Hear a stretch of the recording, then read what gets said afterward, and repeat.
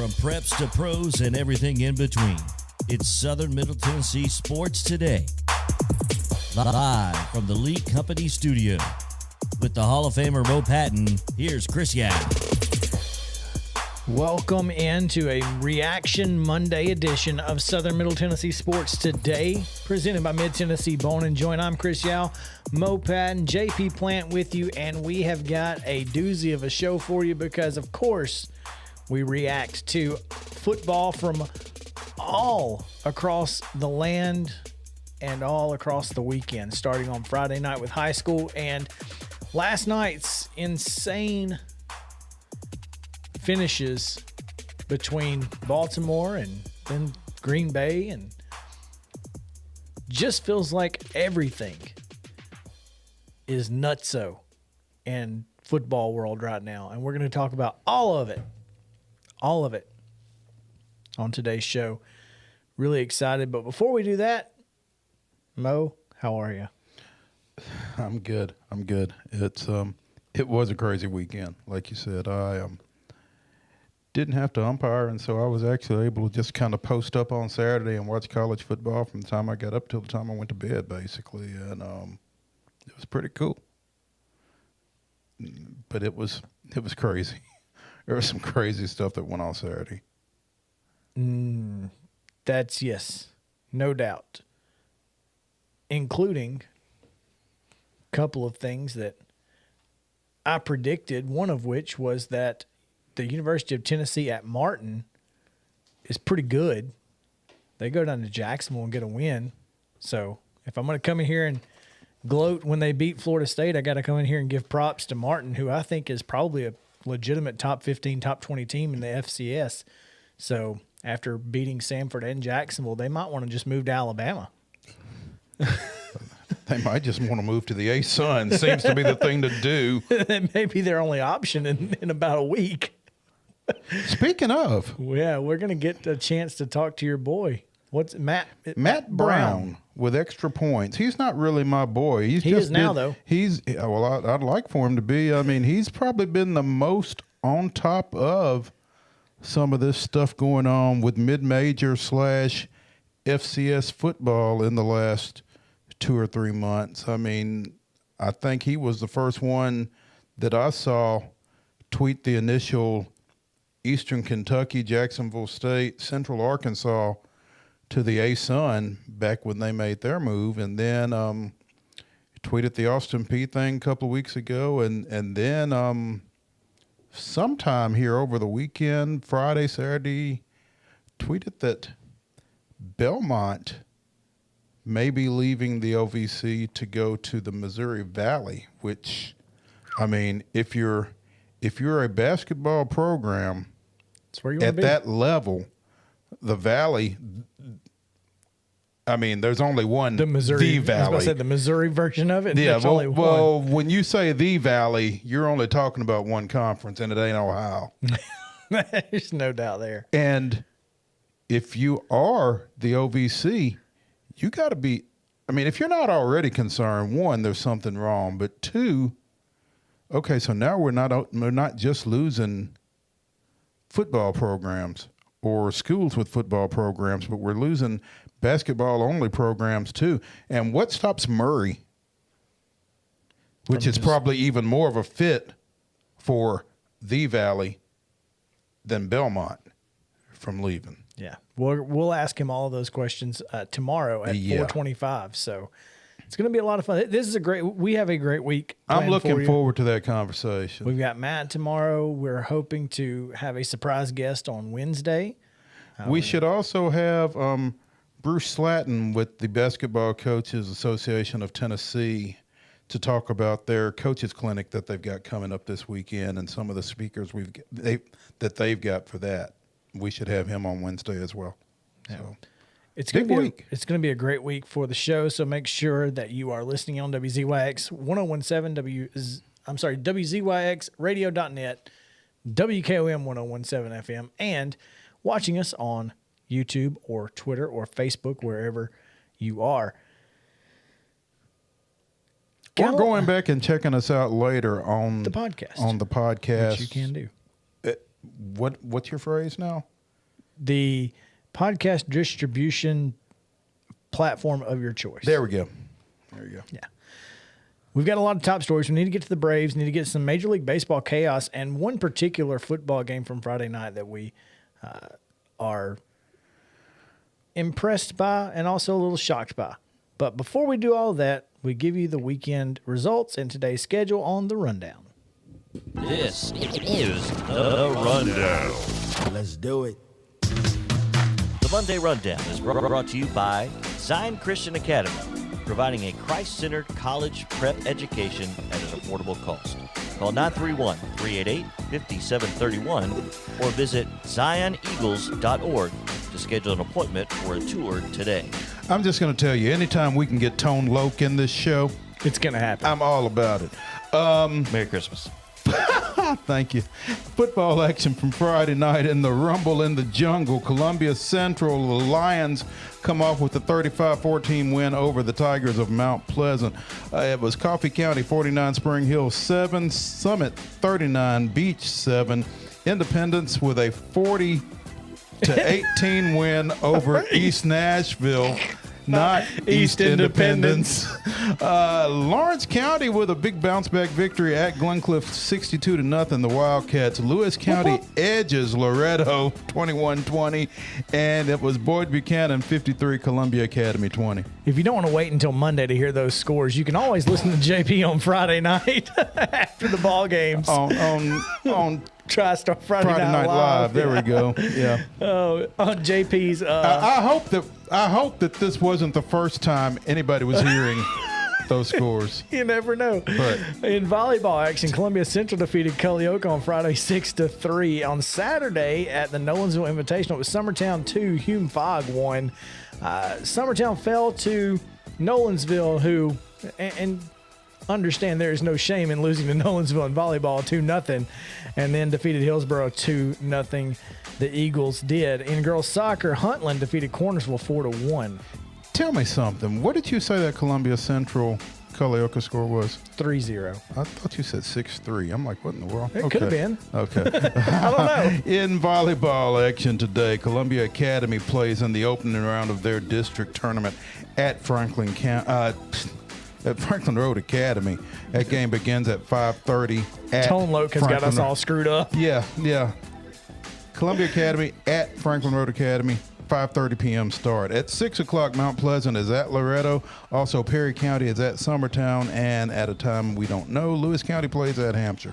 In girls soccer action tonight, Columbia Academy goes to Zion Christian at 6. Huntland is at Culleoka at 6. And Spring Hill is at Columbia Central at 7. And that's going to do it for your rundown on Monday.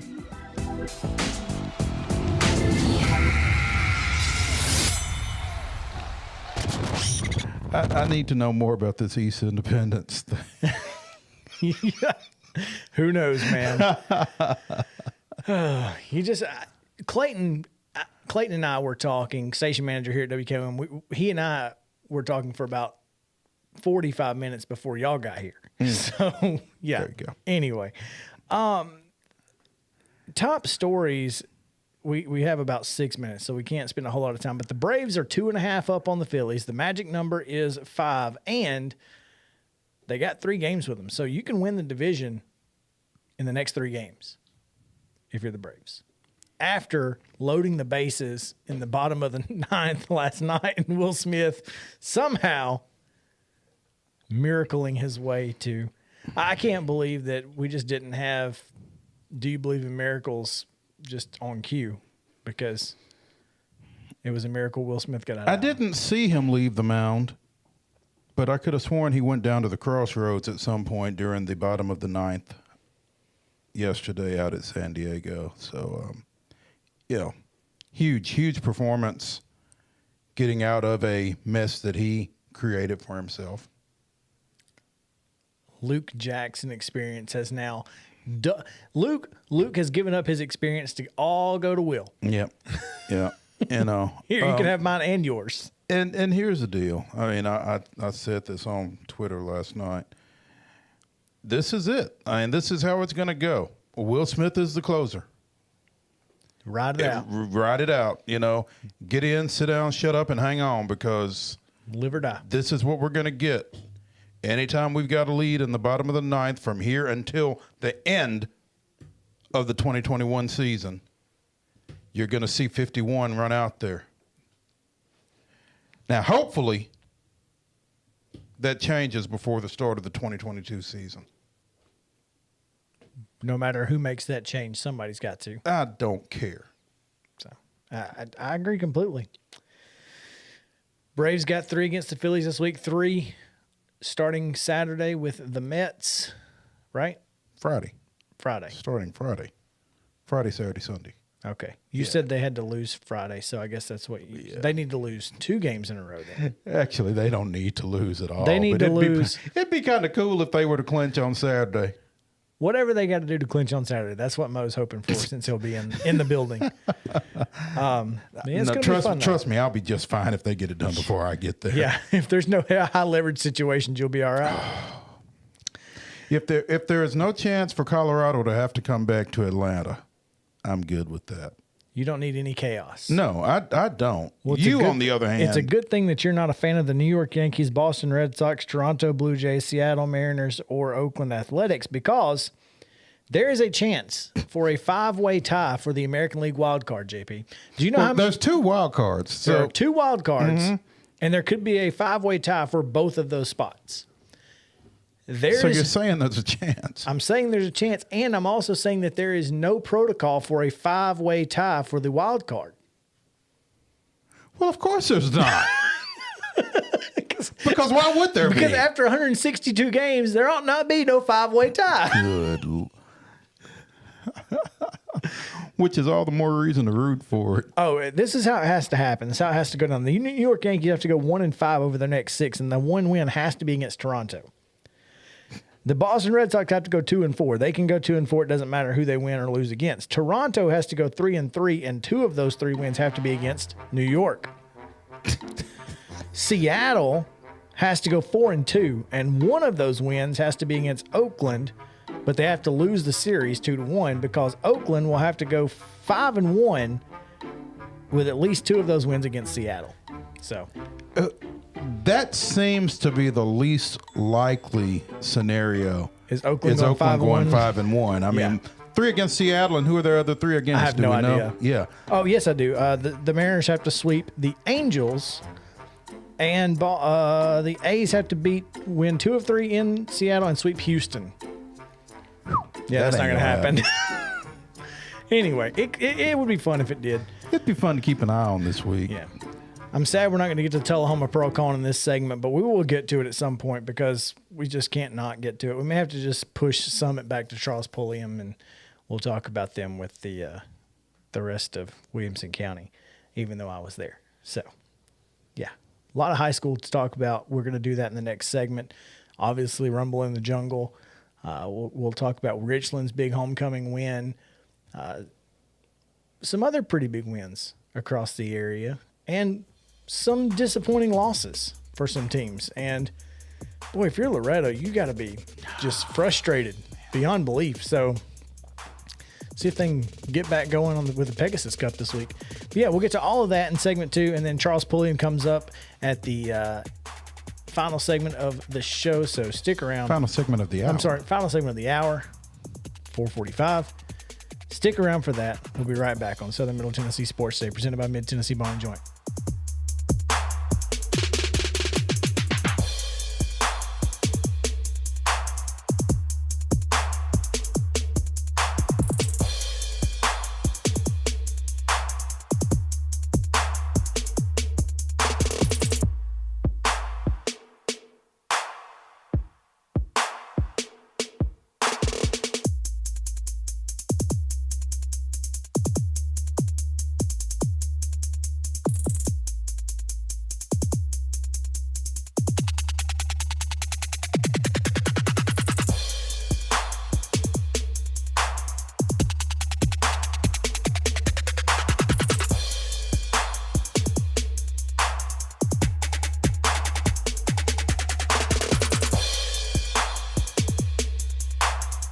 Mid-Tennessee Bone and Joint treats your orthopedic injuries and existing conditions. Our trained physicians will get you back in the game faster.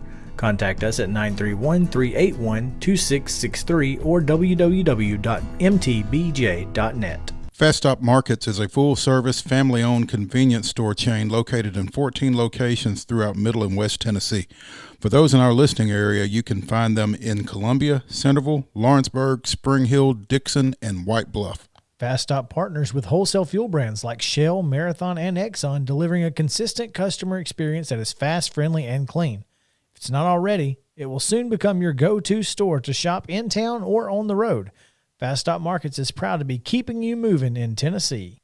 Keep your home as comfortable as possible. If you have any issues with your air conditioner, electrical, or plumbing systems, call Lee Company. Our techs use visual findings and other technology tools to add transparency and clarity. You see what we see, whether we're in a crawl space or on the roof. We're here 24/7, so if you need us, call us. Lee Company. Call 931-548-4448 today or schedule your appointment at leecompany.com. That's leecompany.com. Hey folks, while we take a quick break from the show, I want to tell you about our friends over at Custom Stone Handlers in downtown Columbia. Ned Rich and his team at Custom Stone Handlers believe in leadership. And outside of the military, our greatest leader building platform is sports. Custom Stone Handlers proudly encourages young people to get in the game. You can contact them today at 931-490-4990 or visit CustomStonehandlers.com. Mid-Tennessee Bone and Joint has been the official sports medicine provider for Maury County Schools for more than 40 years. We specialize in orthopedic injuries, and our Ortho Quick walk-in service lets you bypass the ER. Visit us online at www.mtbj.net.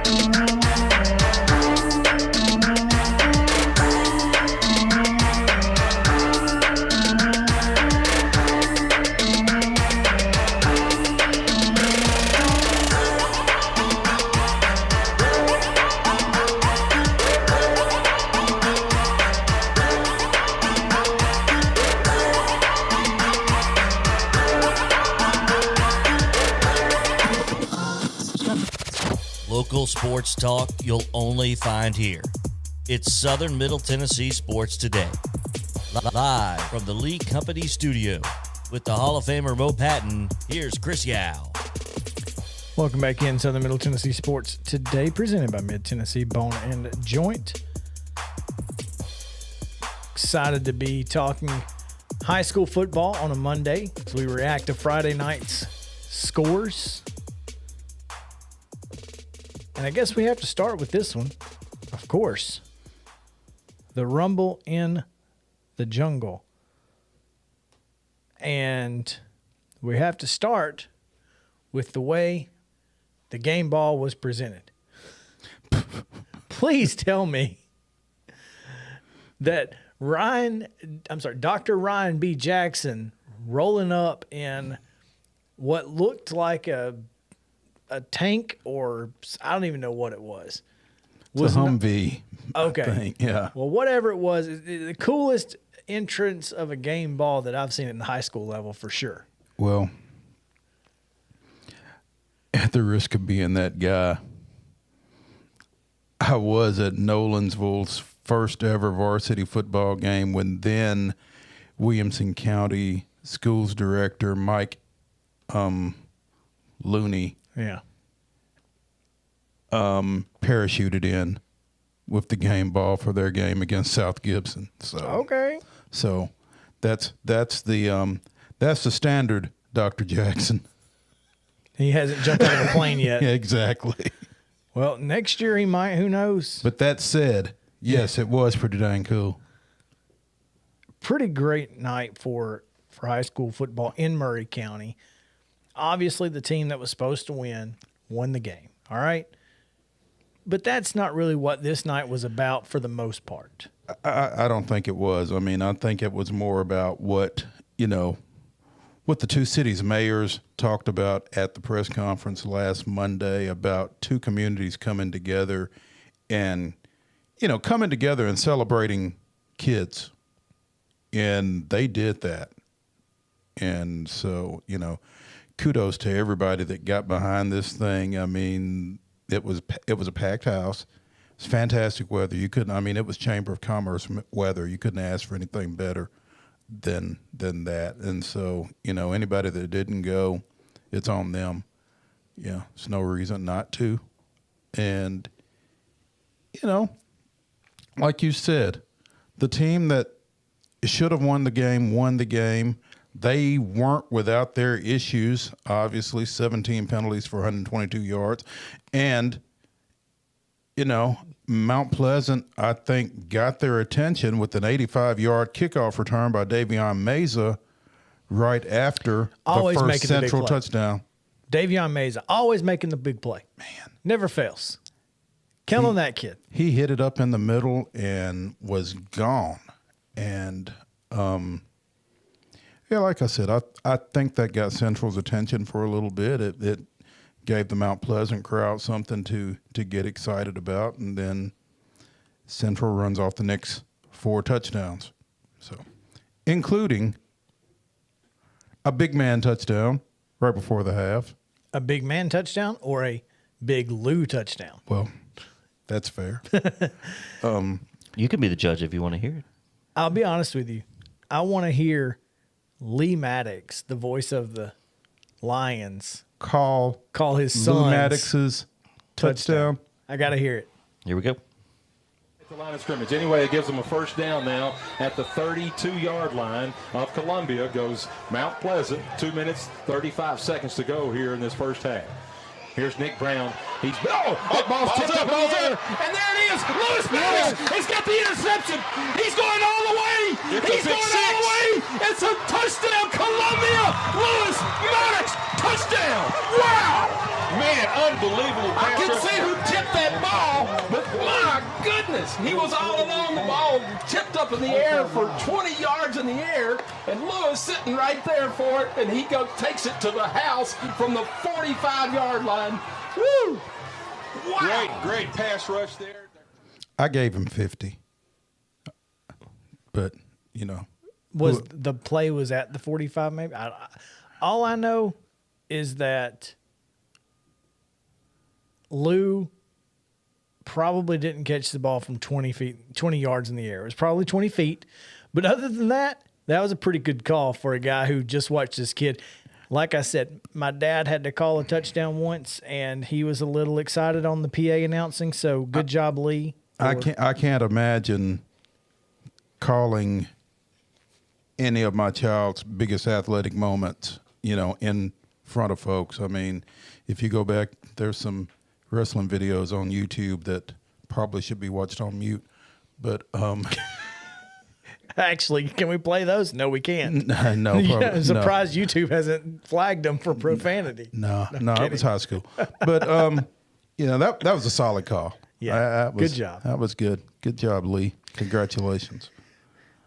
And again, this team, this Columbia Central team, they are in a really deep race right now for this region championship. And so Region 6 5A, I mean, let's call it what it is. This is the championship game. Friday night. I mean, yeah, they Central still got to play Lincoln County and Spring Hill, but the bottom line is those two teams are the bottom two, along with Franklin County right now. They're at the bottom of the list. And this is it. Page has Lincoln County and Nolensville to play. Central has Spring Hill and Lincoln County and Page. They've got all three left. The only two they've played are Franklin County and Nolensville. Okay. So I mean, once you get past this ball game, you would expect you would expect them both to win out, basically, once they get past this ball game. So you're not going to get any help from anybody else the rest of the way. So if you're trying to win a championship, you're going to have to do it yourself Friday night. So despite knowing that you're playing for a potential region championship next week, they were able to get in. No trap game this past week. They beat a team they're supposed to beat. Kudos to the Lions. You know, that's what John Moore said after the game. We wanted to get a win. We wanted to get out of here healthy. And we wanted to get out of here without anybody doing anything stupid, i.e. the Marshall County game. And yet they wore purple pants when apparently that's the time that they do dumb things on the field.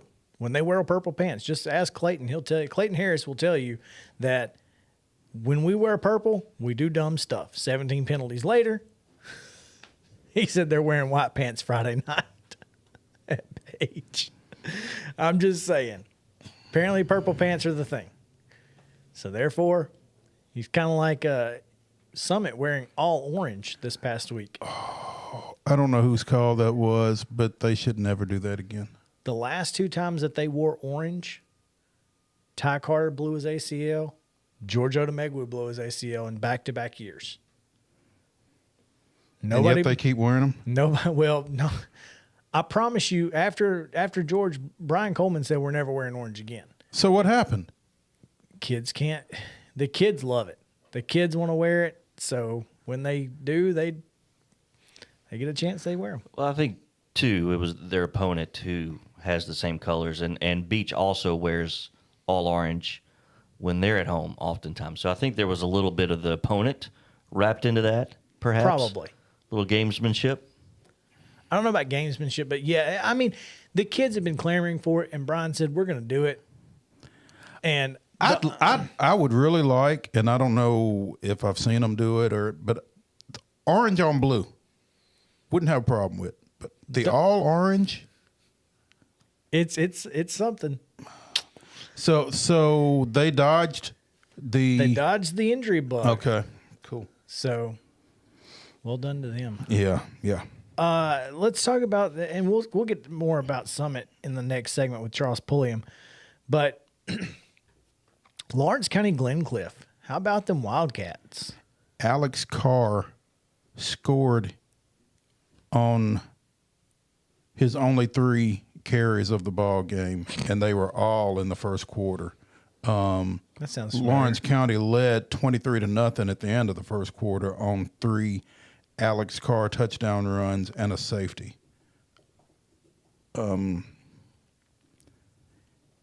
There was one kid who had a 90-yard run and didn't score, and that was his only carry of the game. So that's pretty unfortunate. Yeah, Colby Prince goes for 90 and didn't get in the end zone. Didn't get in, and that was his only touch. I mean, come on, Coach Marston, you got to give him one more. It's great for the average. It's great for the whole yards per carry. No doubt, yeah. But I mean, I don't want to take anything away from Lawrence County, but Glencliff's not very good. No, they're not. I mean, they had been outscored 116-0 in their 2 games before this. So Lawrence County said, "Well, we got to score more than anybody else." So 62 it was. 62 it was.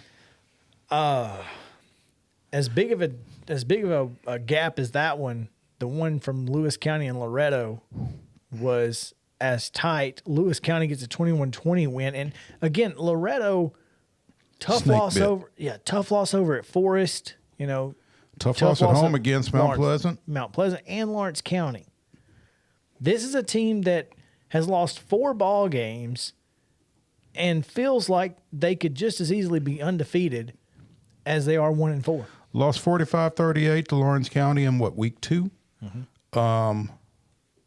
Lost 13-7, I believe. 13-7 at Forest.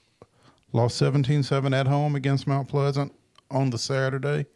And then, losing 21-20 at Lewis County this past weekend. And that was on they scored with 8 seconds left, and in honor of, Lewis County graduate Kevin Creasy, Went for 2. Loretto went for 2 and came up short. Was that game on the road? Because if so, I don't blame them. Or was it? Yeah, it was at Lewis County. Well, then, you take your chances. Go for it. Yeah, well, Barry Daniel did put the ball in the hand of his son and quarterback Carter Daniels, and they were unable to connect on the game-winning 2-point pass there with 8 seconds left. So tough loss there for the Mustangs. But here's the thing. They still got a chance to get into the playoffs, still got a chance to do some damage in that region. The region's still wide open, I think. They've still got Cascade, and, of course, they've got Summertown on Thursday, so in the Pegasus Cup. Yeah. We'll talk about that on Thursday before the game, so be the only way to get the pregame because the other pregame will air on Friday night. There you go. Finally, before we get out of here, Columbia Academy on homecoming fell to Boyd Buchanan 53-20. And Elisha Nieves, quarterback. Sophomore, transfer from Zion Christian, 13 of 23 for 153 yards and 2 touchdowns, I believe. Also ran for 38 yards. So gave them a little bit of a shot in the arm and got Bryant Baranek moved back out to tight end /H as Charlie Lansdale had talked with us about a couple of weeks ago on the show. And Baranek, I think, had 4 catches for 68 yards and a score. So, maybe the Bulldogs are getting closer offensively to where they want to be. They'll get a chance to do some damage this weekend. I believe you're right. And so I'll be interested to see how much of a confidence booster a win could be for this team, because I do think they have an opportunity to get one on Friday. So, that the thing about this game was, at halftime, it's 24-20, or is it 24-20 at halftime? Was it 24-10? I think it was 24-10. But I think CA led 10-7. No, it was 24-20. Was it 24-20? Hubble field goal with 1:48. So 24-20. Second half, you wear down. Mm-hmm. You don't have as much depth, and that's where, especially with their offensive line being so hurt, and they are injured all over the place. So got to feel good about having some confidence early and doing well in that first half, kind of like Tennessee. It is what it is. We got tired in the second half, so I'll be interested to see how they bounce back on Friday night. When we come back, we're going to talk about Williamson County, and we will get to that with Charles Pulliam on the other side of the break. So stick around. Southern Middle Tennessee Sports Today returns after this. Mid-Tennessee Bone and Joint treats your orthopedic.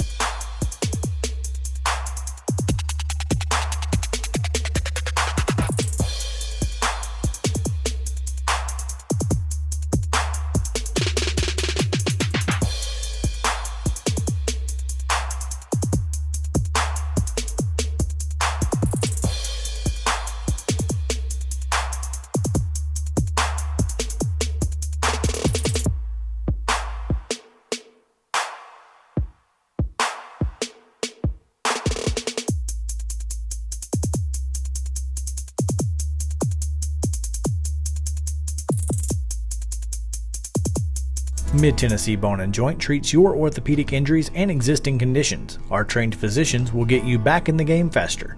Contact us at 931-381-2663 or www.mtbj.net. Fast Stop Markets is a full-service, family-owned convenience store chain located in 14 locations throughout Middle and West Tennessee.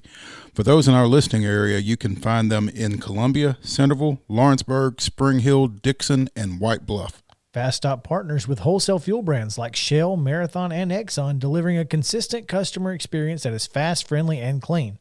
If it's not already, it will soon become your go-to store to shop in town or on the road.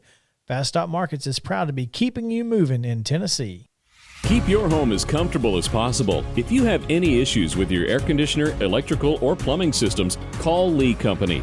Our techs use visual findings and other technology tools to add transparency and clarity.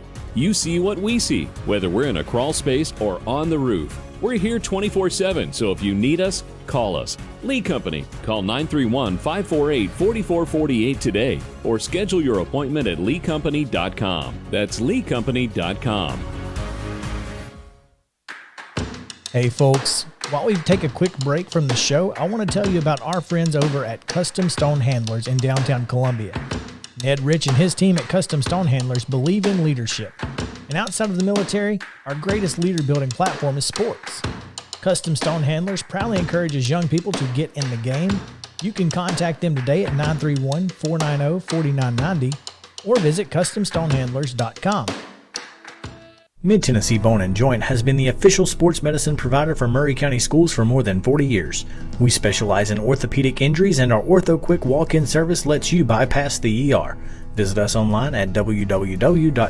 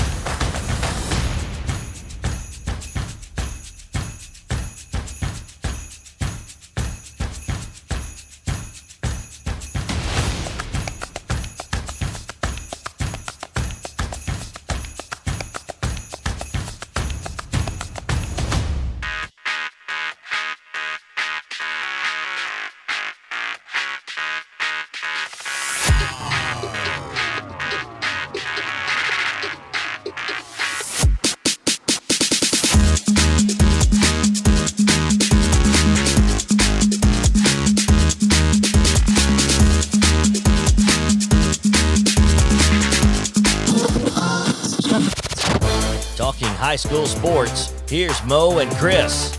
Welcome back in Southern Middle Tennessee Sports Today, presented by Mid-Tennessee Bone & Joint, coming to you live from the Lee Company studio in WKOM 1017 FM, the Front Porch Sports headquarters, also WZYXradio.net, and on YouTube, Twitter, and Facebook. Glad to have you with us. Mo, in the last segment, I ran out of time, didn't get a chance to talk about a couple of big wins, as we mentioned in the rundown, or did we mention in the rundown, the two we may not have. We did not And that mention is in the my rundown. fault. Huntland, a 47-0 winner over Lookout Valley. Franklin County blanks Grundy County 34-0. Franklin County 1-4, but not indicative of how good that team is. I was a little surprised at 1-4, but again, they've played some really good teams. They've played Page. They've lost to Page and Columbia Central in that region. I feel like they're good enough, though, to, at least contend for that 4th playoff spot in the region, too. So getting a little confidence booster there against Grundy County is probably going to help them going forward. Absolutely. I think, like you said, they may be, of those 3, Franklin County, Lincoln County, Spring Hill, I see no reason they can't be the number 4 there. I mean, given, the turmoil at Lincoln County, and it was this time last week that they were firing their coach, Kevin Rose, coming off a win. And Spring Hill, the team that they beat, turns around and loses this past weekend to Coffee County, big. So, I mean, I don't see anything. I don't see any reason really that Franklin County can't be that number 4 team. No doubt. Also, speaking of confidence boosters, a 47-0 win for the Richland Raiders over First Assembly Christian, a game they picked up after the Zion Christian cancellations, and pretty quickly got on them. A couple of passing scores in the first half, and just a really good night for Sam Edwards, Bryce Miller, Tyler Seals, and the guys. Yeah, Bryce Miller throws for a couple of touchdowns. Sam Edwards rushed for 150 yards and a touchdown. I think Ethan Workman had an interception return for a touchdown. So, much needed, boost for Richland. Especially after last week. Well, yeah, and let me rephrase that just a second. I think it's a much-needed win, not necessarily a much-needed boost, because I think they've been playing pretty well. Just hadn't necessarily had the dubs to show for it. So to finally get one, I think, was big for them. When they win big. Right? 42-7 against Hickman County and 47-0. It's they kind of got that feast or famine thing going on. Leave nothing to the imagination when they get the win. Yeah, leave no doubt. But yeah, so it's going to be a big week for across the state, as most region games are picking up now. So it's going to be a lot of fun, and Richland and Mount Pleasant is going to be a really good one on Friday night as well. Absolutely. One of the biggest non-region games in the state on Friday was a top 10 matchup between Beach and Summit. Beach came into the game having won 2 of the 3 meetings. Summit had won the most recent, obviously, last year. But both of these teams were ready to solidify themselves in a brand new class as they come up from Class 5A. Summit was able to do that pretty handily in a 39-7 win, not anywhere indicative of how close the game really was about halftime. But with a minute and 22 seconds to go in the first half, Destin Wade throws an absolute dime, 55 yards to Brady Pierce, that Brady Pierce broke off a post route and just hit the hash marks and ran straight to the end zone, and Destin put it on him. That was just a classic Destin Wade to Brady Pierce touchdown pass. He knew exactly what he was going to do, and Destin didn't miss the spot. Now, 2 plays later, Beach trying to go down and score after it's 13-7. They get an interception. And then with 4 seconds left, Destin dumps it off to Keaton Wade, and he goes in for the score, makes it 19-7 at halftime, and it was pretty much all Spartans from there. So, to talk about that game and other Williamson County games, we bring Charles Pulliam of the Williamson Herald. Charles, Hey guys, welcome in, sir. I always like the music, man. It's so fitting. Without question, it is. Charles, talking about that Summit Beach game, and particularly that pass play between Destin Wade and Brady Pierce. I mean, you've seen that a lot over the course of both those guys' careers. They just seem to have some kind of a sixth sense between them offensively. Well, and these guys have been playing together since they were 7, 8 years old, and it shows on those kind of things week in and week out. We saw it late last season in the playoff run, kind of really take shape, and now through 5 or 6 games this year, that is just a highlight reel waiting to happen. Anytime there's a potential pass play and you got Brady running somewhere, those guys are just flat out fun to watch. And you can't forget about Keaton right there too. He scored a couple touchdowns, getting in on the offense a little more as well for that Summit team. But my goodness, yeah, they can be electric to watch and terrifying to play against, I think. Well, it felt like Beach was playing one particular set of defensive rules against Summit when Keaton was in the game versus when he was not in the game. When he was in the game, Summit much more effective because I think it forced Beach to do some things they didn't want to do. And Brian Coleman, after the game, when I talked to him in the interview, basically said, what you're going to see from them, or what they showed us, was something we had not seen before. So we had to figure that out. Once they figured it out, it was pretty much all downhill from there. But that defense, that Summit defense, that's really what has been the most impressive to me, is how good they are defensively. Oh, very underrated is the thing, too. And we got a lot of guys in there. I was thinking, wasn't it John Dippold that ended up having the interception there in that game as well? There's guys just kind of under the radar that the Wade twins take a lot of that spotlight for that team. And as a team, they're the first ones to push the spotlight onto their teammates. And you could name so many of those other guys on there. And I can tell you, Brady Pierce. Brady Pierce, but Maddox Reed is really the guy who gets so much of he gets and has to do his job, because if he doesn't do his job, then running away from Keaton Wade is easy. But because Maddox does his job so well, they have nowhere to go. You have to run at Keaton Wade or you have to run at Maddox Reed, and neither one of them are fun to run at. No. And watching Maddox develop over the last couple of years, I mean, watching him wrestle as well. I mean, he's one of many wrestlers on that football team, and he's just one of those guys that's really carved out a role that is depended on for the Summit team. And it's a lot of fun to see how he's created something. And I think he nailed it right on the head on how, while he's doing his job, that eliminates almost a couple things you can do, a couple elements right there. So, super, super neat. One of those guys that I've been following for a while. I love watching him on the wrestling mats too. Yeah, he's really good.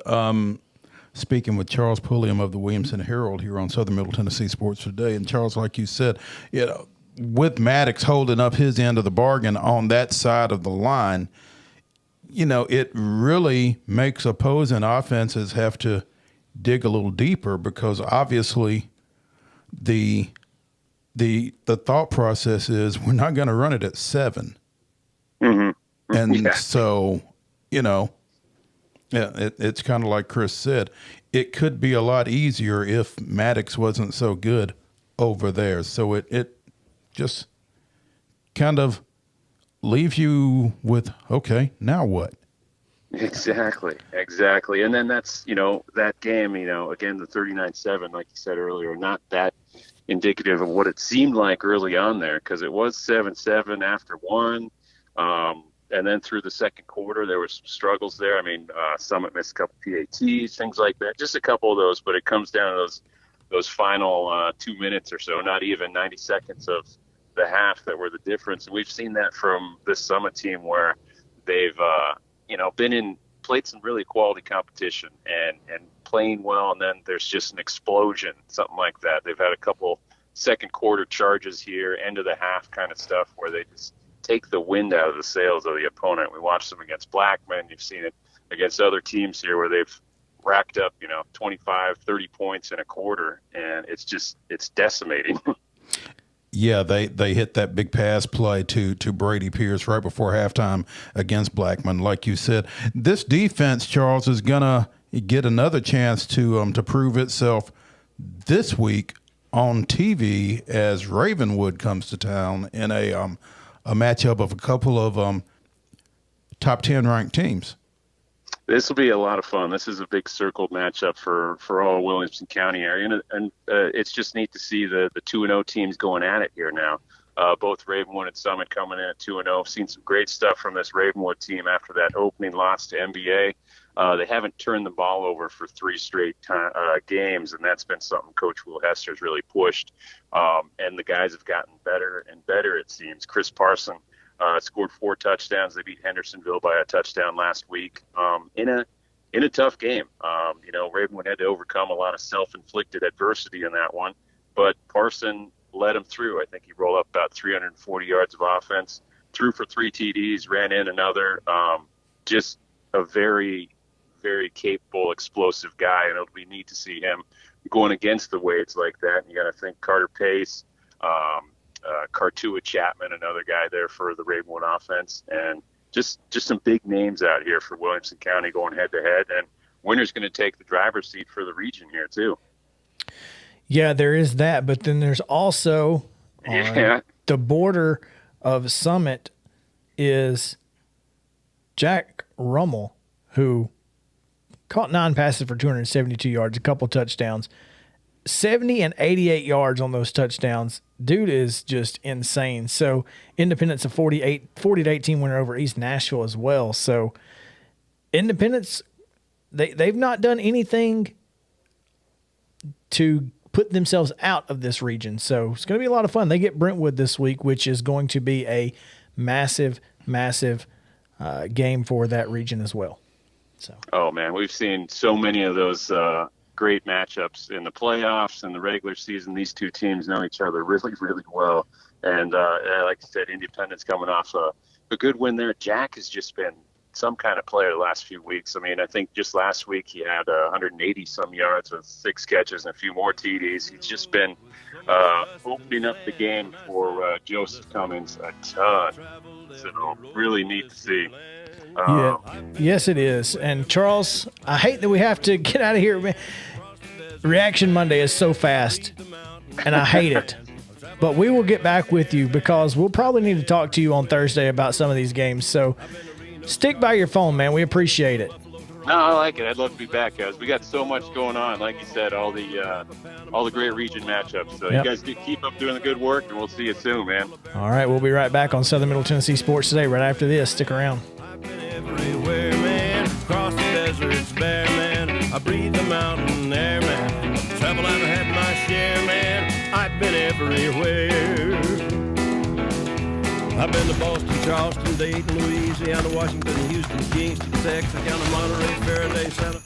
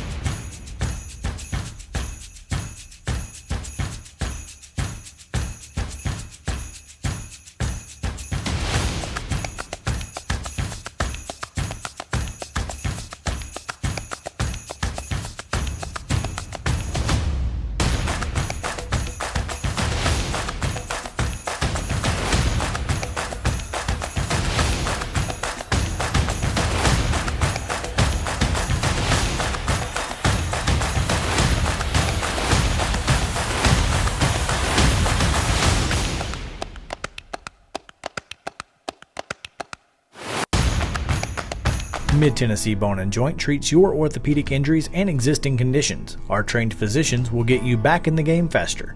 Contact us at 931-381-2663 or www.mtbj.net.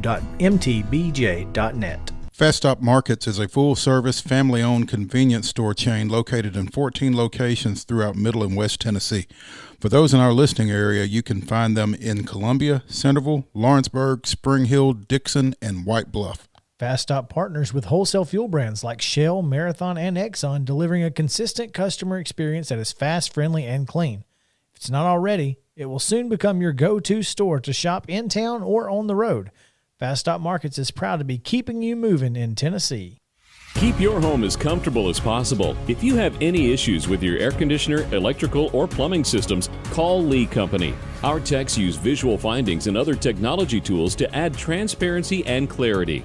You see what we see, whether we're in a crawl space or on the roof. We're here 24/7, so if you need us, call us. Lee Company. Call 931-548-4448 today or schedule your appointment at leecompany.com. That's leecompany.com.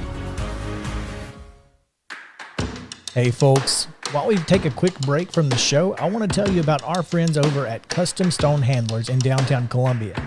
Ned Rich and his team at Custom Stone Handlers believe in leadership. And outside of the military, our greatest leader building platform is sports. Custom Stone Handlers proudly encourages young people to get in the game.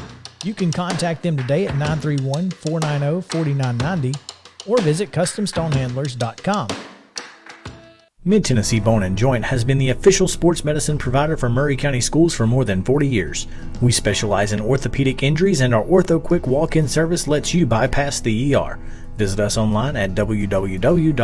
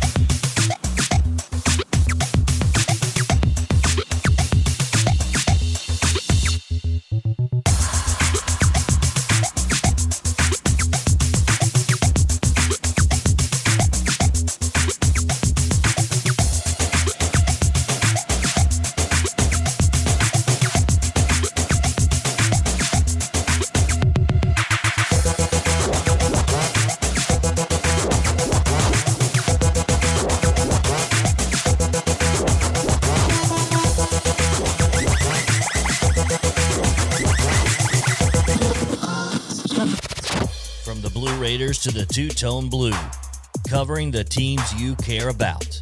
It's only on Southern Middle Tennessee Sports Today.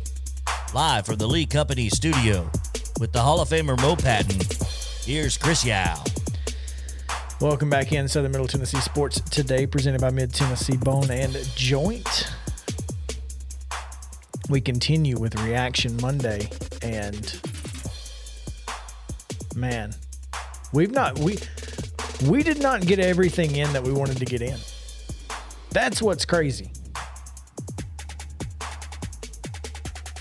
I love that we only have a 2-hour show every day except Today? Thursday and Monday. Like, we could have a 4-hour show on Monday and we probably wouldn't fill it. Or we probably would still have more to talk about on Tuesday. So, I mean, it is what it is, and we continue to react as quickly as we can, and we move into some college and pro football. We typically reserve this segment for the most recent of games, including the Tennessee Titans, who finally got another home win over the Colts, first time in a while. Did Andrew say 04? I don't remember what he said, but it's been a long minute since the Titans beat the Colts at Nissan Stadium. So Andrew's listening. When was the last time the Colts beat or the Titans beat the Colts at Nissan? Have they ever beaten them at Nissan Stadium? That's the question. That'll tell you. Yes, they have. They Yeah. beat them at Nissan Stadium? Yeah. Or was it called something different at the time? Right. Oh, Yeah, no, I see? think it was Nissan at the time. I don't. Was it LP Field? Was it? Was it Adelphia? Yeah. I don't know. It's Anyway, Sensadelphia. I just thought. I mean, it's crazy to think that. And you know, somebody wrote this, and I wanted to give. I can't remember the writer, but the writer was 100% correct when Carson Wentz started this game. It was a level of disrespect that I have not seen in a long time. Yeah, I mean, against when you run a guy out there who's got 2 sprained ankles, and yet it was only a 9-point ball game. yeah. And granted, I mean, the Colts defense, we knew the Colts defense was pretty good. So give credit to the Titans defense, who also played very well considering 10 or 14? 14 points off turnovers? It was 10. It was 10. Yeah. The first 10. Yeah. The first 10, yeah. Including the field goal right before halftime. That's what yeah. Oh, yeah. When I screamed and Jody didn't That was realize it was coming, because we had just walked back in from a late breakfast, and I sat down and turned on the TV, and Are you kidding me? yeah, it was that series that led to that 3rd and 9, and I just thought, okay, as long as we don't turn it over, going to get some points here right before halftime. It's 14-7. I mean, at least you can do is 17-7 going into the half. Okay, cool. No. Wrong answer. Wrong on. answer. Can we talk about this late breakfast at 1:30 in the afternoon? That's it. They call that brunch there, Mo. Okay. That's Leonard. That's not even brunch, man. Came back from a late breakfast and it's almost halftime. That's impressive, Mo. Yeah. Well, you know, my son, after staying up till 3:30, 4 o'clock Friday night / Saturday morning, It takes a couple better days to- believe I sleep in on Sundays. Absolutely. Yeah. Yeah. So this was Tennessee's first home win over the Colts since October 16th, 2017, courtesy of Teresa M. Walker of the Associated Press. So it's been pretty recent. I mean, fairly recent. Yeah, more recent than we thought, for sure. I wonder who the quarterback was for the Colts in that It was game. not Andrew Luck. Yeah. I don't think they ever beat Andrew Luck at Jacoby? Brissett? Could have been Either Brissett. Brissett or Curtis Painter, maybe. Yeah, Painter. Yeah, I bet that's who it was. So. Nonetheless, the Titans with a really good job defensively, forcing Carson Wentz to take some sacks that he probably wouldn't normally have to take because of his ankles and getting after the quarterback, doing your job. Yes, Ryan Tannehill made at least one questionable throw, even though in hindsight, the crossing route, if they don't hit each other, he probably throws that right on the money. So, I mean, give credit where credit's due. The offensive play calling in the first quarter was atrocious, but good job making adjustments. Was it atrocious or bad execution? No, the play calling was awful. That play calling, you start the game with a bubble screen? Are you kidding me? That was maybe the worst first play call I've ever seen in the National Football League with a team with this much offensive firepower. You don't even go play action. You don't. Everybody thinks you're giving it to Henry anyway. Right. But a bubble screen, like maybe a slant, okay, I can maybe see that, get upfield. But my goodness, it was just wild. I've never seen anything like it. I'll tell you what, the Falcons would happily give us Arthur Smith back right now. And I'm not sure I wouldn't take him. So there's that. Well, they did pick up a win at least. They did, but Kyle Pitts wasn't a part of it. Trust me. Ask me how I know. Because he's on your fantasy He's on my team. fantasy team, and he stunk it up. Yeah. But, yeah, I mean, I give credit where credit's due. The Titans did exactly what they had to do. They won the football game. That's what matters. Doesn't matter how you get there. Yeah, there's some things we need to clean up, but Derrick Henry is in the passing game. Derrick Henry is running over all-pro linebackers. You can't be mad right now. Here's a positive spin on this. How many times in the past would the Titans have won a game against the Colts with 3 turnovers? None. 0. Zip, zilch, nada. And at any point, did you really think that game was out of hand yesterday? No. Nope. The Titans are going to win that game. I mean, at halftime, I put a bet. After will the fumble build on that. Yep. After the fumble, you were like, "Oh man, they're going to slip up," but the defense came through, and this is a different team. And you held them to a field goal. Yes. After that, and that really felt like a win. Absolutely. You were going to build on that? This team could easily be 0-3. Yes. No question. And yet they're sitting at 2-1 in control At the top of of this the division. division. In control of the division. So I'm not upset at all. I just obviously we have to talk about something, but Somebody has to be Debbie Downer. the truth chaotic. the truth of the matter is that I can't even name the seven best players we have were on the sideline. Jayon Brown, A.J. Brown, Julio Jones, who was apparently feeling tight late in the game, so you don't throw him out there if you don't need him. It's like I tweeted, the guy who scored the second touchdown that did the white shoes. Westbrook Akine. Yeah. I said, I don't even blame the Colts for not covering him because I don't know who he is. I mean, why cover him? I've never heard of him. Yeah, because he's going to score on you if you don't. Apparently. But, I mean, this was a ragtag bunch of guys, and it seems like when the Titans have to have people step up who aren't the stars, they always do. Well, I mean, they might be a ragtag bunch of guys, but when you got 17 and 22 out there with them, It helps a whole lot. yeah. And that's the thing is you've got guys like Tannehill and like Derrick Henry that you can rely on that help those guys that are not superstars be successful in the National Football League that they wouldn't be elsewhere. Just look at Ryan Tannehill. Oh, and speaking of 22, he wasn't out there when they scored their last touchdown because it was Jeremy McNichol. Yeah. So It's just it's impressive to watch this team, and I think that's a Mike Vrabel thing. What else could it be? If he does He's the head nothing coach. else, he has the ability to make guys fit their role better than any other coach in this. And maybe area. perceived to be overcheap. Well, that's the kind of player he was. Right. This is what I'm saying. He was, exactly.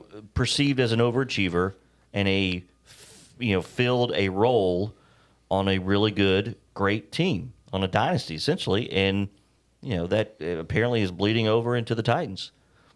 I'm happy to see it. Getting people to understand the roles.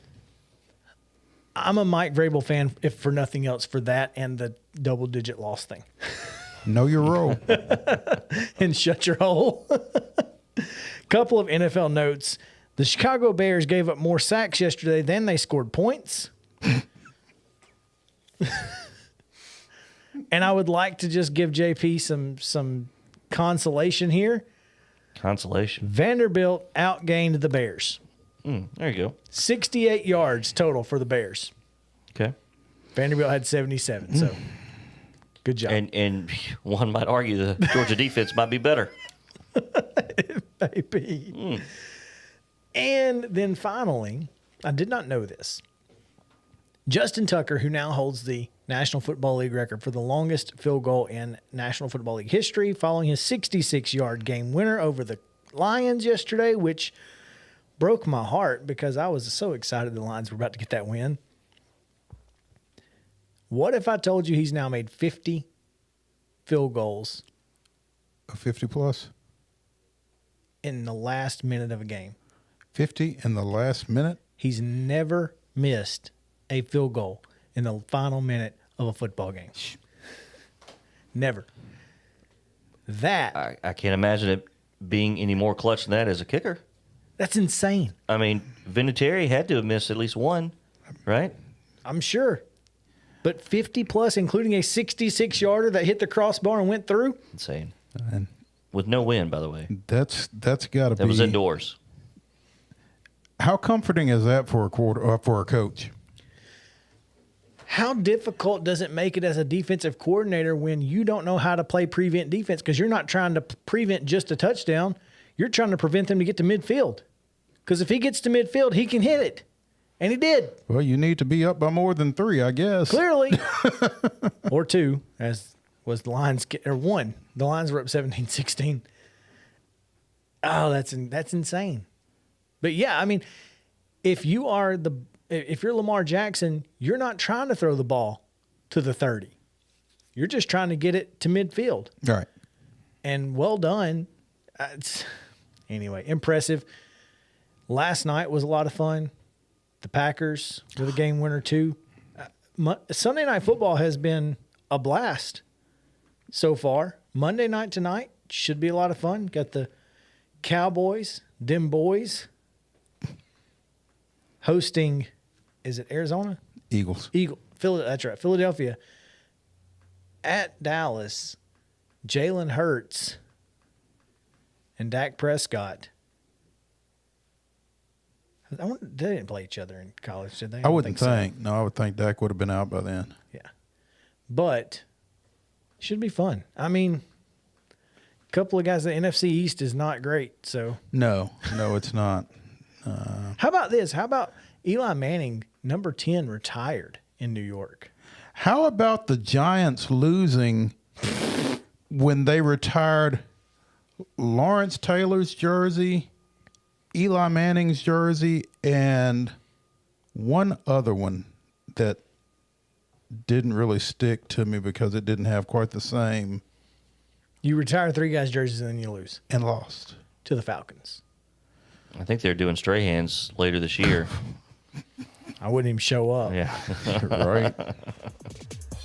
We got to talk about the ridiculousness of college football, and we will do that on the other side of the break. So stick around. Southern Middle Tennessee Sports Today returns. ACC and Big 12 are wide open. The Big 10 and Pac-12, who knows? So stick around. We'll be talking about it all when we come back right after this.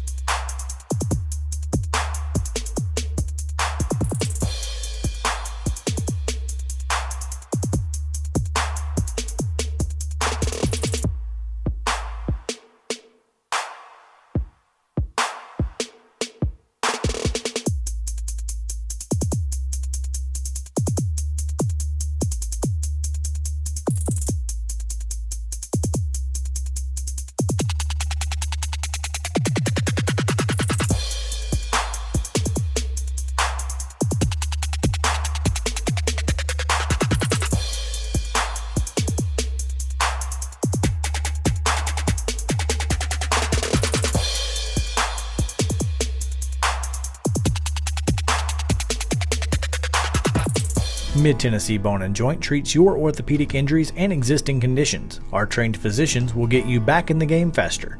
Contact us at 931-381-2663 or www.mtbj.net. Fast Stop Markets is a full-service, family-owned convenience store chain located in 14 locations throughout Middle and West Tennessee. For those in our listening area, you can find them in Columbia, Centerville, Lawrenceburg, Spring Hill, Dixon, and White Bluff. Fast Stop partners with wholesale fuel brands like Shell, Marathon, and Exxon, delivering a consistent customer experience that is fast, friendly, and clean. If it's not already, it will soon become your go-to store to shop in town or on the road. Fast Stop Markets is proud to be keeping you moving in Tennessee.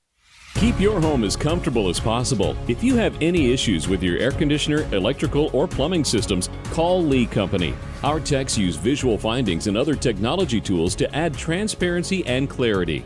You see what we see, whether we're in a crawl space or on the roof. We're here 24/7, so if you need us, call us. Lee Company. Call 931-548-4448 today or schedule your appointment at leecompany.com. That's leecompany.com. Hey folks, while we take a quick break from the show, I want to tell you about our friends over at Custom Stone Handlers in downtown Columbia. Ned Rich and his team at Custom Stone Handlers believe in leadership. And outside of the military, our greatest leader building platform is sports. Custom Stone Handlers proudly encourages young people to get in the game. You can contact them today at 931-490-4990 or visit CustomStonehandlers.com. Mid-Tennessee Bone and Joint has been the official sports medicine provider for Murray County Schools for more than 40 years. We specialize in orthopedic injuries, and our Ortho Quick walk-in service lets you bypass the ER. Visit us online at www.mtbj.net.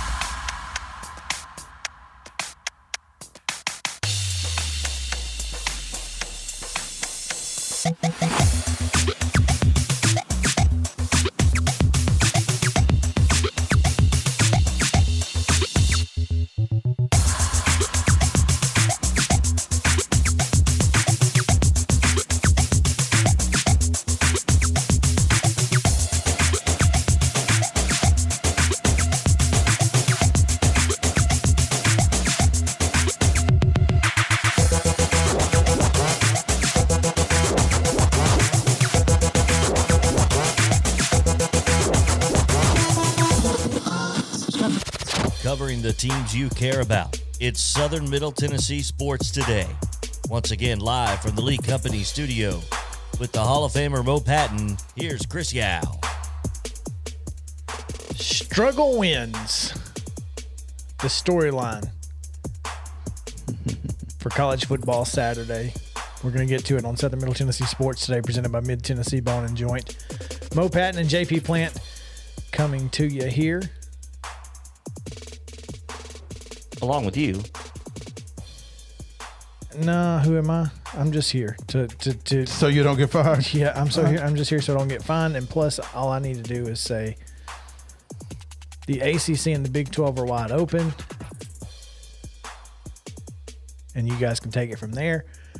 I do want to talk about the ACC as we start this segment, because On Friday, I tried to tell y'all. Some of you did not want to listen. I will not name names. I will just ask JP to play a clip. Yeah, you're going to give me, build it up for a couple of minutes. Mo, I want you to understand. This is not meant to embarrass you, but to help me gloat. So, because I'm trying not to embarrass you, I gave you some saving grace on the end of this clip. So don't just hear the whole 2 minutes and 10 seconds. Don't before you get mad at me. Hear the whole 2 minutes and 10 seconds. That's all I'm saying.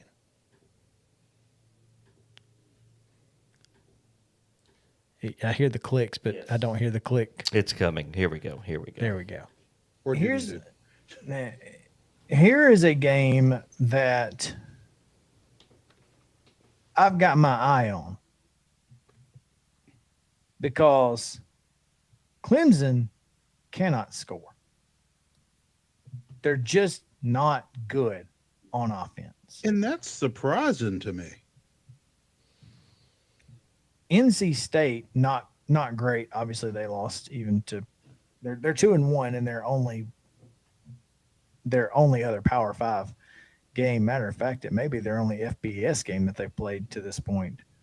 Mississippi State they played USF, so they did beat South Florida 45-0 and beat Furman 45-7 last week. But if you can't score, it's hard to win football games.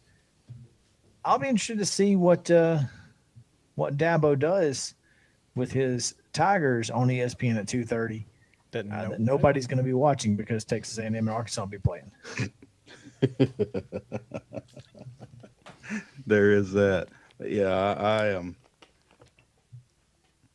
I think Clemson figured. Well, we're going to get into our picks in a bit, but I don't think Clemson is as bad offensively as they have looked. This is me being speechless. I guess I don't know what you base that on. See, at least because he laughed. Georgia Tech is not good. Okay. Period. They're just not good. Just wait. Let's come back to that later. Points against them. Now, I know it was in the middle of a rainstorm, but you got to be better than – I mean, running the ball against Georgia Tech, you ought to be able to just push them around up front if you're Clemson. They weren't able to do that. So I'll be interested. And maybe that speaks more to Georgia Tech than it does to Clemson. Maybe Georgia Tech isn't as bad as you think they are. That's the truth. After Saturday. Speak the truth, though. They absolutely boat raced Mac Brown. Ranked. And here's the Mac thing. Brown. Dante Smith scored. I don't know if you saw that play or not. Did you see the play? He scored. I don't care what anybody tells you. He was not down. Dante scored. So I'm giving him 6 anyway on this show, whether or not the refs did. Whether anybody counts it or not, you're giving him 6. Huh? Yeah. But Clemson, not good. Clemson, not good. And I mean, if it makes you feel better to gloat over that, then you go right ahead, big boy. But I'm right there with you. They're not good, and I don't know why they're not good. I do, but they're not good. And I mean, I don't know how you can have Uiagalelei and Justin Ross and not be any better offensively than they are. Maybe it's up front. Because Uiagalelei is not Trevor Lawrence, and he's not Deshaun Watson. I mean, there's a lot. The thing. There's a long way between Deshaun Watson, Trevor Lawrence, and not very good at quarterback. I mean, if that's the standard that you're looking for, then yeah, you're going to be disappointed. Well, here's what I'm saying is that's the standard that Dabo Swinney has to be successful. Before Taj Boyd. That's what I'm telling you. I'm not saying that Uiagalelei wouldn't be successful at Alabama. Or any number of other places. I think that Dabo Swinney is not as good of a coach as he has looked in the past 6 years because his quarterbacks have been elite. Elite. That's what I'm telling you. I didn't know that until this year, but I think that's what it is. And that makes sense. Because what you're basically saying is a lot of people could win games with Trevor Lawrence Dang and near Deshaun anybody Watson. could win games with those two in quarterback, clearly because Dabo Swinney did. Well, you know, if this is what it takes to prove that the emperor has no clothes, I'm all freaking for it. No doubt. So that was kind of my point is that I don't think that this kid is, you know, just trash can juice or anything. I think he's a pretty good quarterback. I just don't think he's at the level that those other two are. And I think that Dabo Swinney is not a very good developer of talent. I think those two guys came in as freshmen and were really, really good off the top. And if you would listen to what they're saying in Jacksonville, yeah, I think has Lawrence thrown 7 interceptions in 3 games? Listen, whatever he does in Jacksonville, I'm not judging him on it because, again, there is a time and a point where you have to stop blaming quarterbacks. If you're Miami, if you're Jacksonville, if you're the New York Jets, you got to stop blaming quarterbacks at some point. So I'm not judging him based on his performance necessarily in Jacksonville. Mm-hmm. I think he's a good quarterback. I think he may end up being the next Mark Sanchez who just gets tossed to the wayside. I don't know. But that's, as a college quarterback, he was elite. Among the best in the last decade. So. But they lose in overtime. Couldn't believe it took overtime. That kid missed, 3 field goals? And the last one was a 37-yarder to win the game. That's tough. I mean, if you're North Carolina State, you're going, how did we win this game? Beats me. But they did. But they weren't the only ones. Struggle wins for Iowa over Colorado State, a team that Vandy beat 2 weeks ago. Oklahoma, a 3-point winner over West Virginia. Did you hear the boos? Oh yeah, they were booing Spencer Rattler pretty much all game. Yeah. At one point, they were chanting for the backup, which, as Chip Walter says, there's no more popular guy than the backup quarterback. Not a one anywhere in the world. So and someone, I don't know who it was. I wish I had gotten this name. Some idiot it was on ESPN. That's why. Said, this is not Oklahoma's fault, that Nebraska and West Virginia's defenses are just really good. I'm sorry, what? This is you just trying to prop up them being ranked in the top 4. Well, West Virginia's defense is not bad. I don't think solely. Nebraska's is. Yeah, I don't think solely. I mean, West Virginia played a hell of a game Saturday night. They did. They played a hell of a game and deserved to win that, I think, but the way they played. Yeah.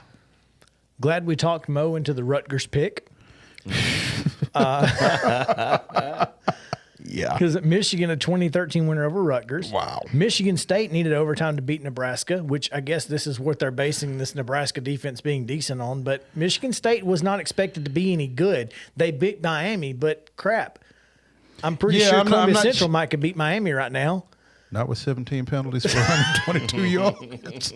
Well, what nice. Refer back to hour 1. I don't think Big Lou gets in the end zone from 50 yards you out think he gets either. ran down? Yeah. Ran down somebody in Miami? I mean, Michigan State was not expected to be good. It's not like just because they're ranked number 20 doesn't mean that Nebraska's defense is good. And then, obviously, Auburn with a struggle win over Georgia State. I was really rooting for Georgia State to win that one because I was hoping that Tennessee could get off the hook with that one. I would have done it. And then you've got then you get losses from Iowa State, Baylor, which we never saw that coming. Georgia Tech, of course, has beat North Carolina, as we mentioned earlier, and then 25th ranked Kansas State loses to Oklahoma State. So 25 losses. Wait a minute. First. Wait a minute. What's that? All that you went through, are you doing Pac-12 After Dark separately or what? Because that Oregon State win over USC eclipses anything you've talked about to this point. All of those were ranked in the AP Top 25. Everything I just mentioned was ranked in the AP Top 25. That's ridiculous. There are 25 teams that have been ranked that have fallen out of the top 25 since the start of the season. That have been beaten. That's a record, Yeah. by the way. Yeah. So all of that, And we're still in September, and this is, by the way. and then, you said it in our picks. We both picked USC because we thought the talent gap was just going to be enough. Clearly was not. Well, they showed something at Washington State when the backup quarterback came in. They showed a little life, and you thought maybe that would spur them on, to have kind of a new life about them. Clearly, that was not the case. The backup quarterback didn't spark new life. The interim coach didn't spark. The fans didn't spark anything. No. Snoop didn't spark anything. Will Ferrell. So Snoop may have sparked something else, but it wasn't. I guarantee you Snoop sparked something. Nice. At the beginning of the season, Toloke and Snoop in one show. How about that? the Came top to play on Monday. Catch you. and this is going to go back to the ACC here, but the top 5 ACC title odds: Clemson 80%, Miami 12, North Carolina 5, Virginia Tech 1.3, Pitt 0.7. As of right now, Clemson still has the best chance to win the ACC title according to the FPI at 29%, NC State at 24, Pitt at 18, Miami at 8, and Where's Wake Wake? Forest Yeah. at 6. So apparently, Wow. Sports Illustrated on Mondays is going to be doing a future playoff watch, what a 12-team bracket would look like. Oh, nice. So after week 4, Tell us. Ross Dellinger, Clemson's loss had us wondering whether right now, given the current results, the ACC even deserve one of the 6 AQs. Yeah. Yeah. We argued over that for several hours until we realized that the only other option was a Coastal Carolina team whose best win was over Buffalo. So, I'd still go Coastal over Clemson right now. They're ranked higher. I'd pick them. their top 12 or their 12 playoff teams right now, top 4 seeds: Alabama, Oregon, Michigan State, and Cincinnati. Wow. No Georgia. Georgia 5, opening against number 12 Wake. Penn State 6 against number 11 Notre Dame. Iowa 7 against number 10 Florida. Your 8-9 matchup, Oklahoma at Arkansas. Hello. Are we surprised? Yes, we're surprised that Notre Dame won. God. After a while, that got humorous when they had back-to-back pick sixes. It's like, okay, Late. today just wasn't your day, Wisconsin. no. Today just wasn't your day. Yeah. And that's I still don't think that Notre Dame is very good. But that's why I don't think they're very good either, which tells me that Wisconsin isn't very good either.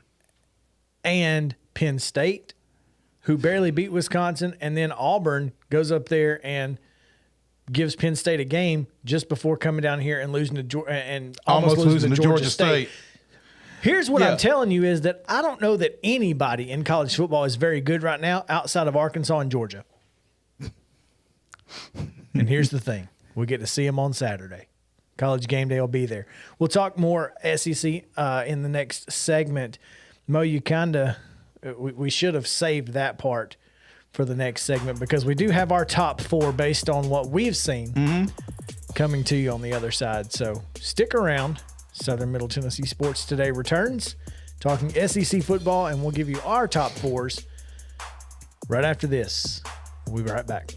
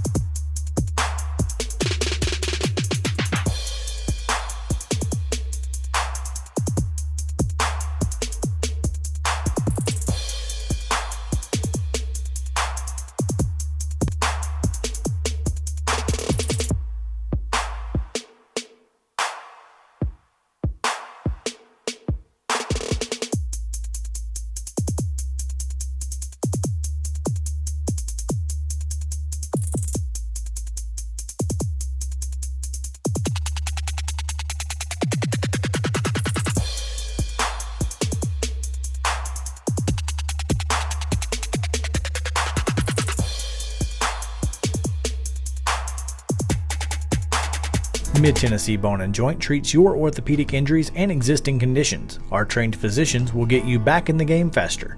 Contact us at 931-381-2663 or www.mtbj.net. Fast Stop Markets is a full-service, family-owned convenience store chain located in 14 locations throughout Middle and West Tennessee. For those in our listening area, you can find them in Columbia, Centerville, Lawrenceburg, Spring Hill, Dixon, and White Bluff. Fast Stop partners with wholesale fuel brands like Shell, Marathon, and Exxon, delivering a consistent customer experience that is fast, friendly, and clean. If it's not already, it will soon become your go-to store to shop in town or on the road. Fast Stop Markets is proud to be keeping you moving in Tennessee. Keep your home as comfortable as possible. If you have any issues with your air conditioner, electrical, or plumbing systems, call Lee Company. Our techs use visual findings and other technology tools to add transparency and clarity. You see what we see, whether we're in a crawl space or on the roof. We're here 24/7, so if you need us, call us. Lee Company. Call 931-548-4448 today or schedule your appointment at leecompany.com. That's leecompany.com. Hey folks, while we take a quick break from the show, I want to tell you about our friends over at Custom Stone Handlers in downtown Columbia. Ned Rich and his team at Custom Stone Handlers believe in leadership. And outside of the military, our greatest leader building platform is sports. Custom Stone Handlers proudly encourages young people to get in the game. You can contact them today at 931-490-4990 or visit CustomStonehandlers.com. Mid-Tennessee Bone and Joint has been the official sports medicine provider for Maury County Schools for more than 40 years.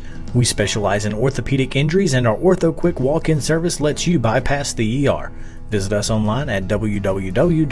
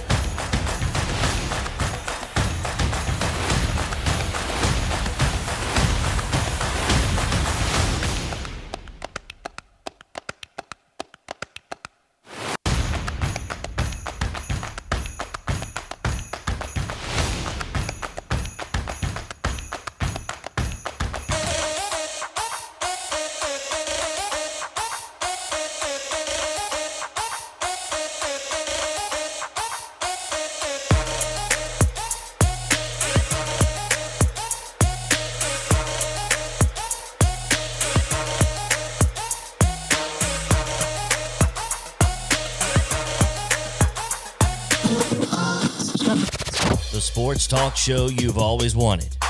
It's Southern Middle Tennessee Sports Today. From preps to pros. Live from the Lee Company studio. With the Hall of Famer Mo Patton, here's Chris Yao. Welcome back in Southern Middle Tennessee Sports Today, presented by Mid-Tennessee Bone and Joint. I am Chris Yao, joined by Mo Patton and JP Plant. We're talking college football, reacting to the weekend that was. Absolute nutso is college football. JP thinks it's going to continue, and I think he's right. Yeah, I do. I think he's got a heck of a point. Why don't you enlighten us on that, JP? Yeah, I mean, you know, this super senior phenomenon, I don't think we can underplay that.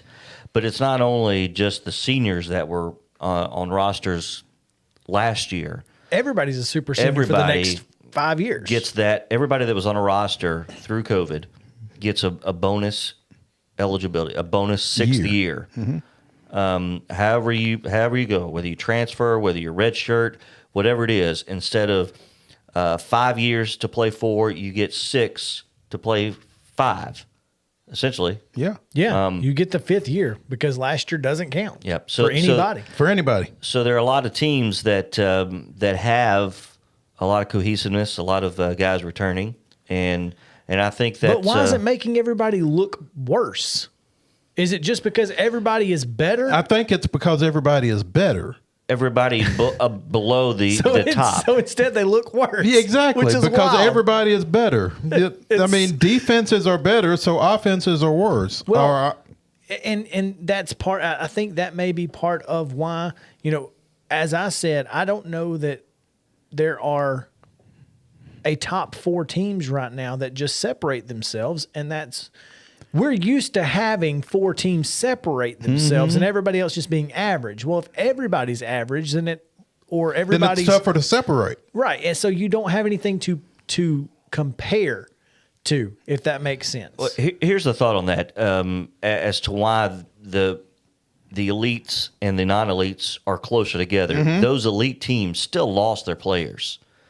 They still went to the That's draft. right. They still went to the draft early. That's right. It's those sub-level teams right below them kept. that might have gone to the draft, did not, because they have that extra eligibility. That's right. And they get the opportunity or to even if they enhance. might not have, even those that wouldn't necessarily have gone to the draft. It's like we've seen in college basketball, where the 4-year programs That's true. have gotten closer The to the Gonzagas. one and dones because of the cohesiveness, like you talked about. That makes a lot of sense, and because in reality, Alabama could have Mac Jones and Devontae Smith and Waddell all on this team. They could all be playing right now Could be eligible.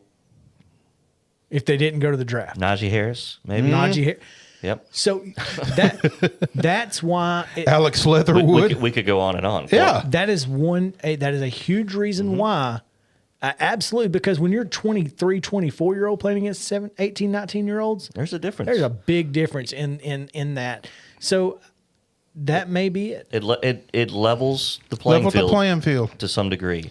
I'm here for that. And And it's gonna, like you said, it's gonna continue to be level for as long as the players that were on those rosters remain in those programs or in college ball. At least for 2 or 3 more years. I mean, once you get to that freshman class, it probably doesn't matter because they're playing with freshmen. Right. And this year's freshman class, I think, is where it cuts off, I believe. So probably 2 more years. So so 2 to 3 more years. But yeah, you're right, Mo, about the players that would not have gone to the draft, but still are high quality players in college. Come back and you got a 23-year-old solid football player. Because you just went from a 4th round pick to a 2nd round pick. Good. Just because You you stayed. stayed. So that's interesting. I like that. I did want to mention this just briefly because Kusa, tough loss for Middle, by the way, which we'll talk about tomorrow. And when we get off the air, remind me to talk to you about Bailey Hockman. Okay. You're going to want to hear it. All right. I can't talk about it on air because I can't verify this information, but it's fantastic information. And if I can ever verify it, We will talk we about will it. talk about it. Conference USA goes 2-0 over the AAC this weekend. UAB beat Tulane and UTSA beat Memphis. Is Conference USA the real P6? I mean, the UTSA Memphis game, we talked about how it was it could have been a toss up. We thought that they were pretty good. So I was impressed with UTSA in that Memphis win. But anyway, as we talk about the SEC, can't not start with Auburn because Bo Nix, TJ Finley are now in a quarterback battle to see who starts at LSU. Have fun with that. Not that TJ Finley will be motivated for that game. I'm going to refer back to a comment that I think Jim Dunaway made on the next round this morning, is that if you're Brian Harsin and you come in to watch film on your new team and you say, give me the film that shows me the best Bo Nix I can have, you give him 48-11 Auburn over LSU last year. The problem is that the quarterback for that other team that got benched in the middle of the game is now your backup and potential starter. So you also watched film on TJ Finley stink it up. So how do you make a decision about who to start against LSU when you go, this guy sucked last year in this game? In this game. And the other guy was really good. I don't think it's as easy of a decision as it appears to be on the surface. Oh, I'm not sure it appears to be an easy decision at all. I'm just saying, if that's Bo Nix's best game, what is TJ Finley's best game? I don't know, because he got benched halfway through the Auburn game in week 4. I'm not sure we've seen it yet. Well, that's the thing. We haven't seen it, so we don't know. This is going to be a talking point and a game that will not get as much love because of Ole Miss, Alabama, and because of Arkansas, Georgia. Auburn, LSU is going to kind of fly under the radar, and yet it may have the best storyline of them all. And again, I think that you are going to have, if the opportunity presents itself, an ultra motivated TJ Finley. That's the thing, is if he's going to play against anybody, this is the team you play him against. I would think. This is it. To me, I'm starting TJ Finley. But we also know that he can be pretty bad. We know Bo Nix can be pretty bad. But we also know he can be pretty good. He wasn't bad at Penn State. He wasn't bad on Saturday. He just didn't score points. He didn't do anything to hurt you necessarily. He just didn't win a game against Georgia State, a game that he should go out there and win. Right. TJ Finley did. Now, the one concern that you may have about TJ Finley playing against LSU is they certainly know him. And is he going to be too hyped up? Do you start Bo Nix to give TJ a chance to calm down? Where is the game? Death Valley. It's in it is an 8 o'clock Central game. Which 8 means p.m. 8 o'clock? 8 at o'clock night. Central. It is a night game, Saturday night in Death Valley. They're going to have 15 hours to get ready for TJ Yeah. Finley. Not a good spot for Auburn. I would love to go to a night game Yes, at Death Valley. absolutely. It's one of the two SEC facilities that I never got to see a football game in prior to the last expansion. But I'd love to see a night game in Baton Rouge and tailgate for it all day. Well, yeah, exactly. And so I think Auburn is in a precarious situation because of this weekend. I think that we saw the Southeastern Conference Eastern Division, as again, going to break my neck here in my arm, but Kentucky, Yeah, be South careful. Carolina pretty much showed us that we don't know what the East has got, because Missouri goes up and gets beat by Boston College. Kentucky barely beats Missouri at home. Then they barely beat South Carolina on the road. Which has a worse offense than Vanderbilt. Tennessee, whose offense looked pretty capable in the first half against Florida, until they were forced to be one-dimensional because they were down by so much in the second half. Tennessee has as good of a chance to win 7 games as they have of winning 4 games. And it's nuts, because I don't know what I don't think Kentucky, South Carolina, or Missouri can stop Tennessee's offense for 60 minutes. But I also don't think Tennessee can stop any of their offenses for 60 minutes, so I don't know. Well, not only can Tennessee not stop any of their offenses for 60 minutes, but Tennessee can stop Tennessee's offense for 60 They're minutes. really good at that. They're really good at that. So, but also, South Carolina and Kentucky basically tried to give each other the game, and eventually Kentucky was like, all right, we'll take it, I guess, if you insist. I mean, the SEC East is a mess after Florida and Georgia.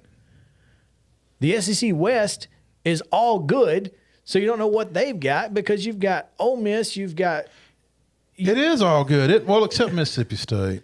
Mississippi State's not great. LSU's not great either, by the way.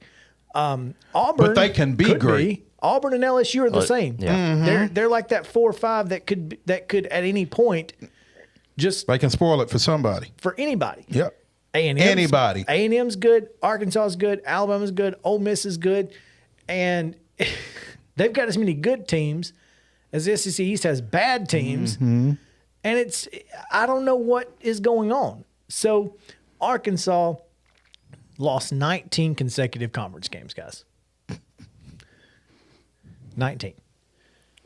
And now they're going to be on College Game Day Saturday in Athens with a chance to upset the number 2 team in the country as the number 8 team in the country. The last time they had this good of a start, Darren McFadden was in the backfield with Felix Jones. Wild Hog. Is it an upset? Yes, it's an upset. Georgia's really good. Just ask anybody that's played them.